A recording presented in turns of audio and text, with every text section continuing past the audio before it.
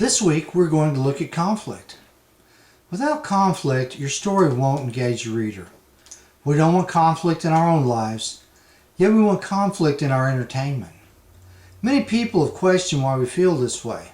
For myself, I believe that the need for conflict stems from the concept that we should learn something from the stories we read, or the TV shows and movies we watch, and what we learn is how to deal with conflict. We can observe how characters deal with conflict and assess for ourselves how we personally deal with conflict.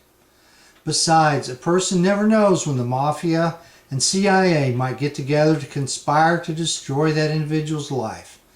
And when we see how a character from fiction rises to the occasion, we can then prepare ourselves for that time when we need to rise to the occasion. A short story isn't really a story without some form of conflict or dilemma, which is the struggle between two opposing forces. When we think of conflict, the opposing forces are usually apparent, such as in a war or an argument between two lovers. When we think of dilemma, the opposing forces may not be as apparent, such as the inner struggle one of the two lovers experiences in deciding whether or not to end the relationship. It doesn't matter which term we use, stories without some form of conflict are not as interesting as those with conflict. As Vonnegut says, every character should want something, even if it is only a glass of water. Acquiring that glass of water is the dilemma, and anything that stands between the character and the water creates conflict. It is generally accepted that there are two forms of conflict, external and internal. It is my belief that a good story will have both. External pits the character against an outside force, such as another character, nature, or society. Internal conflict pits the character against self, such as choosing between doing a morally right or wrong action, or overcoming the baggage of the past. Internal conflict is the battle that rages within us. Examples might be a struggle to quit smoking, or the need to get along with an obnoxious coworker. External conflict is the type of conflict that arises from outside the character and results in the need for the character to act. One thing to bear in mind is external conflict is usually accompanied with internal conflict. For example, Bob, an average person who's never shot anyone, wakes to find a stranger carrying the silverware towards the back door. Bob, who has a pistol, shouts at the thief to stop. The thief turns and threatens Bob with a knife. Bob needs to go through some internal struggle. That is, we need to see him weighing out his action, quickly of course, before he shoots. And once he shoots, he is going to go through some sort of internal struggle about his choice. The story is not about Bob shooting a thief, but about Bob's struggles over his actions.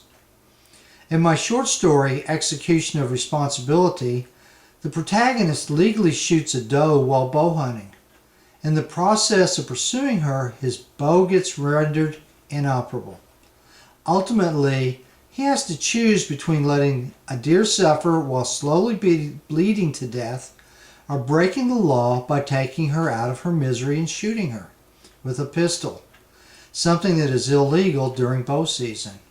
The dilemma or internal conflict is whether to obey the law or commit a felony and do what he believes is the merciful and therefore the right thing. The external conflict in this case is between the character and society, which is represented by hunting regulations. External conflict is entertaining. Who doesn't like a good fight? But it is engaging when internal conflict is incorporated into the action, and readers not only want to be entertained, they want to be engaged with the characters. In T.C. Boyle's Greasy Lake, the main character finds himself in an out-of-control situation where he attacks a man with a crowbar and almost commits a rape. Yet his main goal, his inner struggle, is to get home and go to bed. Not because he's a heartless beast, but rather because he is not one. His dilemma is how to not become the person who would do the things he did that night.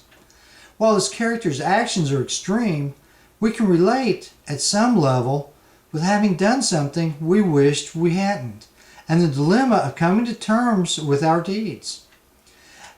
And it is this ability to relate to a given situation that makes our readers engage with our characters and our stories. While external conflict is the easier situation to write about, we need to give our characters internal conflict to truly understand where they're coming from. As Kurt Vonnegut states, no matter how sweet and innocent your leading characters, make awful things happen to them in order that the reader may see what they are made of. For example, in Hugo's Les Miserables, Jean Valjean, a wanted criminal, has repented of his past, become a successful businessman, and is known for his kindness and generosity. When he learns that another has been arrested in his place, he does the right thing, although it means imprisonment, and turns himself in.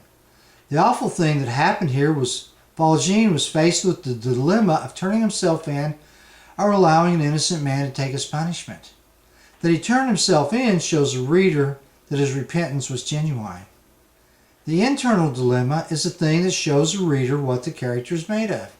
And the external conflict is the catalyst that sets the internal into motion. The character doesn't have to be made of much. That is to say, a character that buckles when confronted with an intense situation can be as engaging as one who stands firm. Boyle's character fell to his lowest state when conflict presented itself, while Hugo's rose to his highest. Yet both characters met their situations head on, and ultimately this leaves the reader asking, given the same situation, what would I do? Now, give your protagonist something to want, make something bad happen to your character, and show us what that character is made of.